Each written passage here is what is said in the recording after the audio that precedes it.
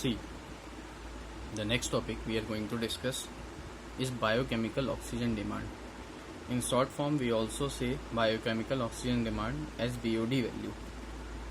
Basically, BOD is the amount of oxygen. Biochemical oxygen demand is the amount of oxygen required by the bacteria for the breakdown of organic waste.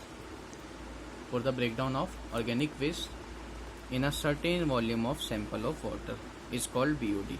So what is biochemical oxygen demand?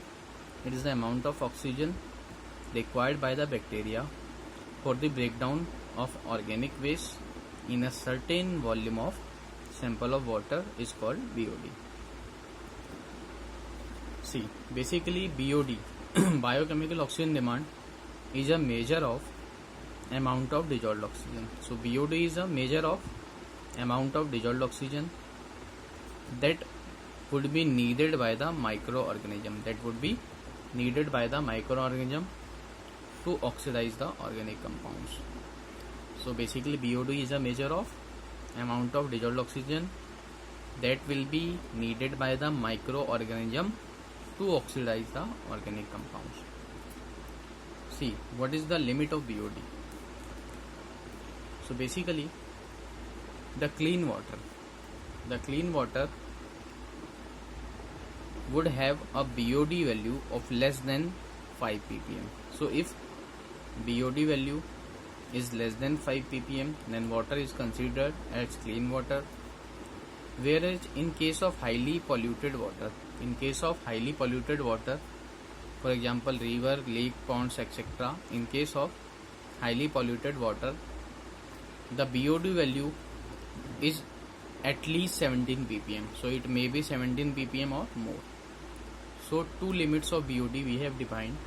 For the clean water, BOD value is less than 5 ppm, while for the polluted water BOD value is more than equal to 17 ppm. Now we will discuss about the chemical pollutants. See, basically the chemical pollutants include some water soluble elements. So basically chemical pollutant include some water soluble elements such as cadmium is water soluble, mercury is also water soluble, and nickel is also water soluble, etc. So basically chemical pollutants include water soluble such as cadmium, mercury and nickel, and all these metals are dangerous to humans. So all these metals are dangerous to human because our body cannot excrete all these metals. Cadmium, mercury, nickel are water soluble, and all these metals are dangerous to human because our body cannot excrete these metals. So basically our body cannot excrete them.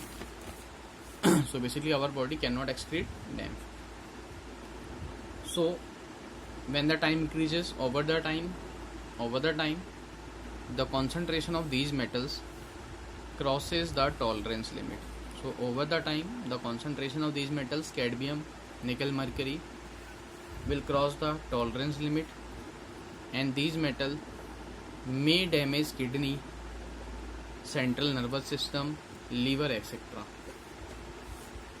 So basically over the time when the concentration of these metals crosses the tolerance limit, these metals may damage kidney, central nervous system, liver, etc. See, acids like sulfuric acid, which is obtained from mine drainage, and salts like sodium and calcium chloride. So basically acids like H2SO4, which is obtained from mine drainage, and salts like sodium and calcium chloride, which are used to melt snow and ice in colder climates, are water soluble chemical pollutants. See, now organic pollutants basically include petroleum products. So organic pollutants basically include petroleum products. For example, major oil spills in the oceans, also pesticide and various industrial chemicals. For example, polychlorinated biphenyl, which is PCB, polychlorinated biphenyl, is used as a cleaning solvent. So it is used as a cleaning solvent and detergent and fertilizers also. Detergents and fertilizers also. So basically, organic pollutants include petroleum products, example major oil spill in the oceans, pesticides and various industrial chemicals such as PCB and cleaning solvent like detergent and fertilizers. Basically PCB, which we call polychlorinated biphenyl, are suspected to be a carcinogenic. Carcinogenic means cancer causing. And we know detergents are basically biodegradable. However, their use can create problem. Now see the effect of addition of fertilizer. Basically the addition of fertilizer increases the amount of soluble phosphate. So the addition of fertilizer increases the amount of soluble phosphate in water, and these phosphate in water will enhance the growth of algae.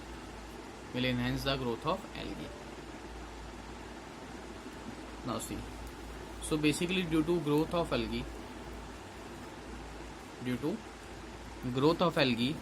it covers water surface.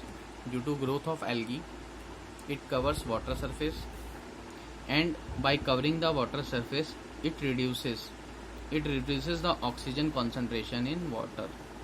So by the growth of algae, it covers water surface and reduces the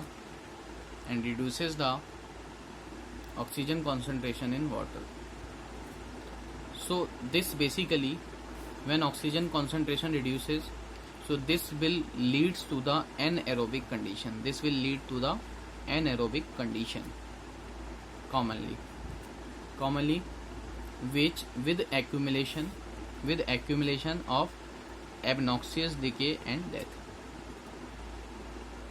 Therefore we can say, thus bloom ingested water inhibits the growth of other living organism in water body. So due to reduction in the concentration of oxygen in water by the growth of algae, it inhibits the growth of other living organism in water. So if the concentration of oxygen level in water decreases, so this will inhibit the growth of other living organism in water body. So basically this growth of algae is due to the increase in the amount of soluble phosphate by the addition of fertilizer in water. So the next topic we are going to study is eutrophication. See, what is eutrophication?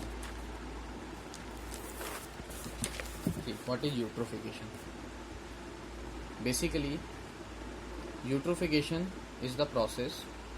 It is the process in which nutrient entries. So basically there is excess of nutrient. If there is excessive growth of nutrient, we call this process as eutrophication. So basically the process in which nutrient enrich water bodies, it supports. So due to enrichment of nutrient, water bodies supports a dense plant population. So water body will cause a dense plant population. So due to this dense plant population, it kills animal life by depriving it of oxygen. So basically due to excessive nutrient, the concentration of oxygen in water gets reduces. So it results in the subsequent lot of biodiversity. So this process we call eutrophication. So what is eutrophication? So basically in eutrophication there is enrichment of nutrient. and this enrichment of nutrient will increase the dense plant population. Due to increase of this dense plant population, the concentration of oxygen, dissolved oxygen in water will decrease, which results in the loss of biodiversity we call eutrophication.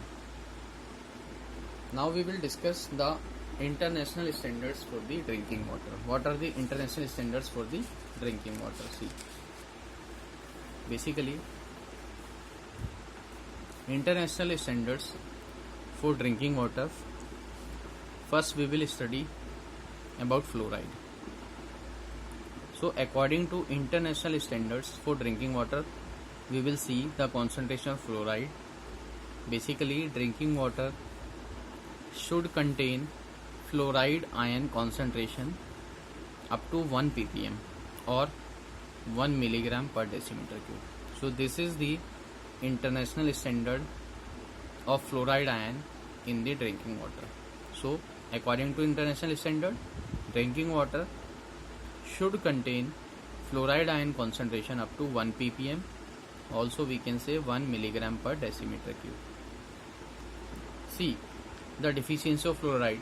If deficiency in drinking water, if there is deficiency of fluoride in drinking water, it can cause disease.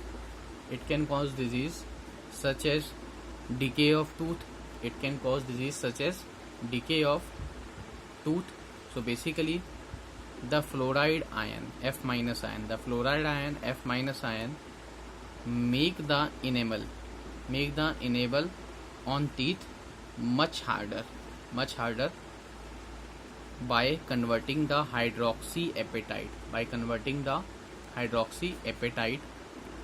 which is calcium phosphate dot calcium hydroxide. So basically the enamel, this which we call hydroxyapatite, the enamel on the surface of teeth,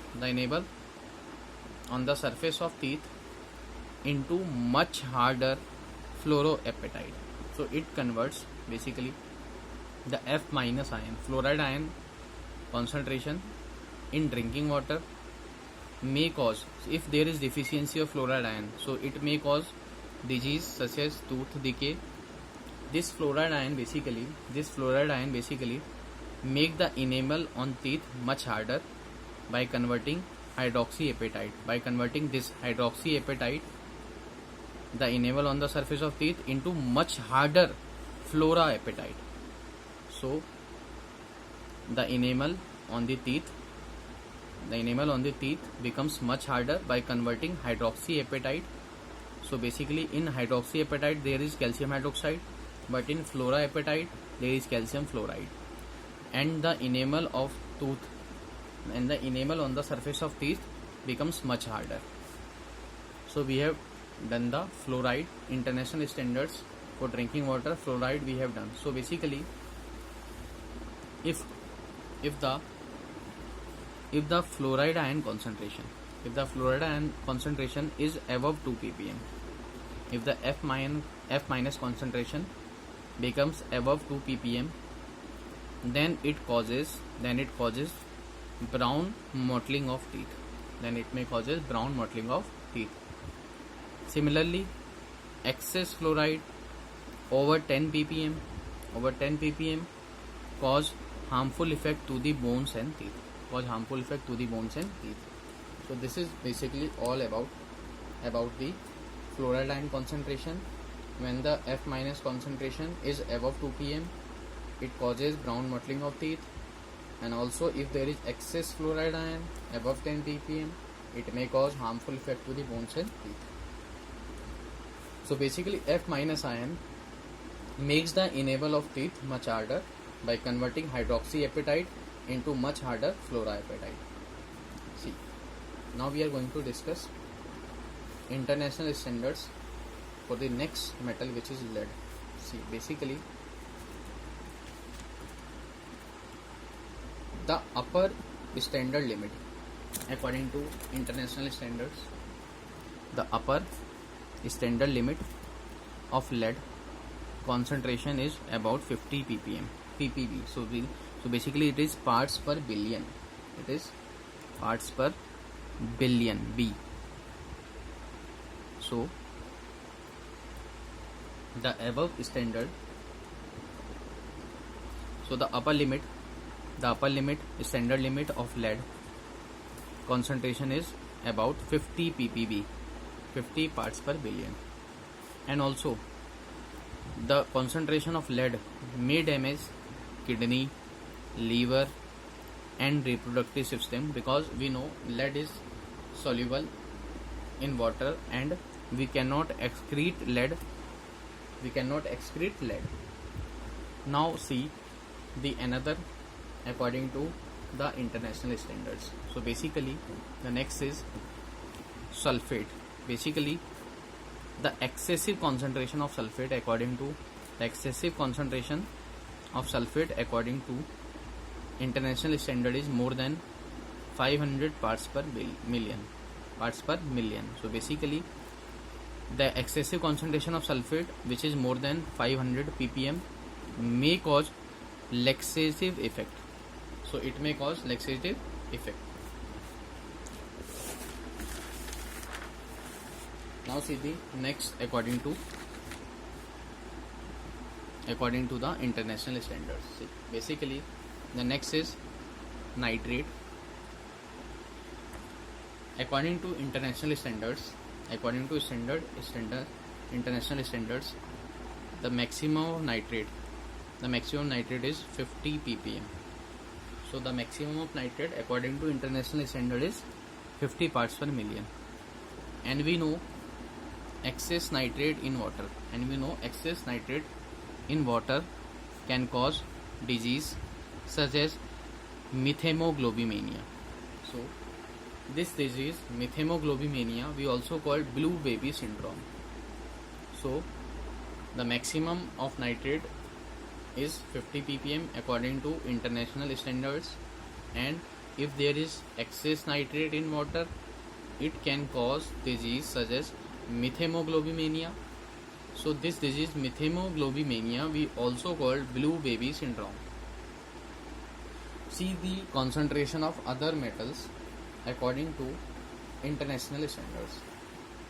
So basically other metals like iron, the maximum concentration in ppm or milligram per decimeter cube allowed for iron is 0.2 ppm. While for manganese the maximum concentration is 0.05 ppm. And for aluminium maximum concentration is 0.2 ppm. While for copper the maximum of concentration is 3 ppm. And for zinc it is 5 ppm. While for cadmium it is 0.005 ppm. So this is basically the maximum limit or concentration in ppm for these metals allowed by the international standards, international standards. So next topic we are going to, so we have completed all about the water pollution. Now we will discuss about our next topic, which is soil pollution. See, basically soil pollution is caused due to insecticides, pesticides, or we can say herbicides. Basically, what are pesticides? Basically, pesticides are the synthetic toxic chemicals. So basically, pesticides are what? Pesticides are synthetic toxic chemicals with ecological repercussions. So with ecological disadvantages. So basically, pesticides are synthetic toxic chemicals with ecological disadvantages. If we use repetition of pesticide, so basically if there is repeated use, so the repeated use of same the repeated use of same or similar pesticide. The repeated use of same or similar pesticide give rise to pests. And that are resistant to that group of pesticides,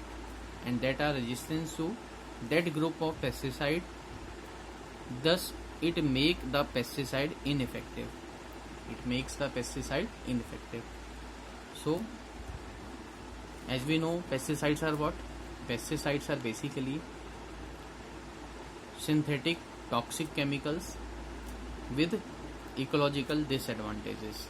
We know if there is repeated use of pesticide, then the repeated use of same or similar pesticide will give rise to pests. And these pests are basically resistant. These pests are basically become resistant to that group of pesticide. So basically, the repeated use of same or similar pesticide will give rise to pests, and these pests are resistant to that group of pesticides. Therefore, they make the pesticide ineffective. Therefore, other toxins such as aldrin,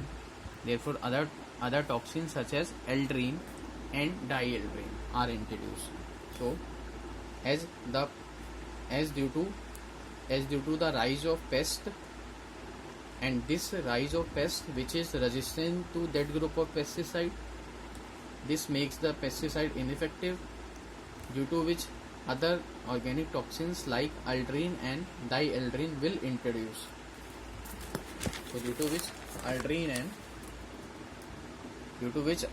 and dieldrin were introduced, as insects resistance of DDT will increase. will also increase. See, basically most of pesticides are water insoluble. So most of the pesticides are water soluble and also non-biodegradable. So most of the pesticides are water soluble and non-biodegradable. Basically, these are high persistent toxins. Therefore, these pesticides transferred from lower trophic level to higher trophic level through the food chain. So basically, the most of the pesticides are water insoluble and non-biodegradable, and these pesticides are high persistent toxins, and therefore these pesticides transferred from lower trophic level to higher trophic level through the food chain. And over the time, the concentration of toxin in higher animal reaches a level, so which can cause serious metabolic and physiological disorders. So basically, over the time, the concentration of toxin in higher animal reaches a level which can cause serious metabolic and physiological disorders. Now next we are going to discuss about the herbicides. See what are herbicides. Basically, herbicides such as sodium chloride basically NaClO3, and sodium arsenide. So herbicides are what? Herbicides are sodium chloride, NaClO3, and sodium arsenide, Na3ASO3, and many other herbicides nowadays. Are used to kill weeds. So basically, herbicides are used to kill weeds. Common herbicides we use sodium chloride and sodium arsenide. And we know there is toxic effect of herbicide. So basically, because of toxic effect of herbicide to mammals, their use have been restricted. So as the toxic effect of herbicides to mammals, their use have been restricted. Some herbicides have birth effects. So basically, some herbicides can cause birth effect. Some herbicides can cause birth effect. See, now basically these days basically organic compounds such as triazines are widely used as a herbicide. So the next topic we are going to discuss is insecticide. See, what are insecticide? Basically insecticides are used to control insects and thus help to curb disease and protect crops. So basically insecticides are used to control insects and thus help to curb disease and protect crops. Basically insecticides include chlorinated hydrocarbon. DDT is also insecticide. Dichloro-diphenyl trichloroethane, benzene hexachloride, BSC is also insecticide, and malathion. However, due to adverse effect of insecticide, use of DDT has been banned in India. So, due to adverse effect of insecticide, the use of DDT has been banned in India. Now we will see the next topic, which is industrial waste. See, what is industrial waste? Basically, industrial waste we discuss about first biodegradable waste. So basically biodegradable waste is generated by cotton mills. So biodegradable waste is basically generated by cotton mills and also by food processing units, paper mills and textile factories. These produces the biodegradable waste. So cotton mills, food processing units, paper mills and textile factories generate biodegradable waste. Now see non-biodegradable waste. So basically non-biodegradable waste are generated by thermal power plants, fly ash, integrated steam and steel plants also generate. Steel plants, thermal plants generate non-biodegradable waste, and also zinc and copper manufacture, and also fertilizer industries like gypsum production, gypsum disposal, they also generate non-biodegradable waste. As we know, fly ash and slag from steel industry are used in the cement industry. So basically fly ash and slag obtained from the steel industry are used in the cement industry. And we know large amount of toxic waste are usually destroyed by control incineration. So basically the large amount of toxic waste are destroyed by the control incineration, while the small quantities of toxic waste are burned along with factory garbage in open bins. So the next topic we are going to discuss about the green chemistry in day-to-day life. See, basically the next topic we are going to discuss is green chemistry in day-to-day life. As first topic we are going to discuss dry cleaning of cloths. Basically for dry cleaning of cloths we use tetrachloroethene. So in green chemistry day-to-day life, for dry cleaning of cloth we use tetrachloroethene. So basically tetrachloroethene is used for dry cleaning, was found to contaminate the groundwater, and also it is suspected as carcinogenic. Carcinogenic means cancer causing. Now, so this compound tetrachloroethene, which is carcinogenic, has been replaced by liquefied carbon dioxide. So basically this compound tetrachloroethene, which is carcinogenic in nature, now has been replaced by liquefied carbon dioxide with a suitable detergent in the dry cleaning of cloth.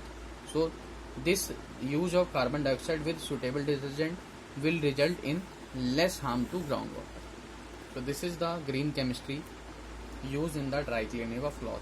The next is bleaching of paper, is also green chemistry in daily life. So basically the use of H2O2 in bleaching of paper, use of H2O2 with suitable catalyst has been replaced by the use of chlorine gas for the bleaching paper. So the use of H2O2 with suitable catalyst has been replaced in the green chemistry by the chlorine gas for the bleaching paper. Now the next is synthesis of chemicals. So basically how there is synthesis of chemical in green chemistry. Ethene on reaction with oxygen, it forms formaldehyde. So basically formaldehyde form here is 90% about, and this is only one step method. So these are the topics which is related to the green chemistry in daily life.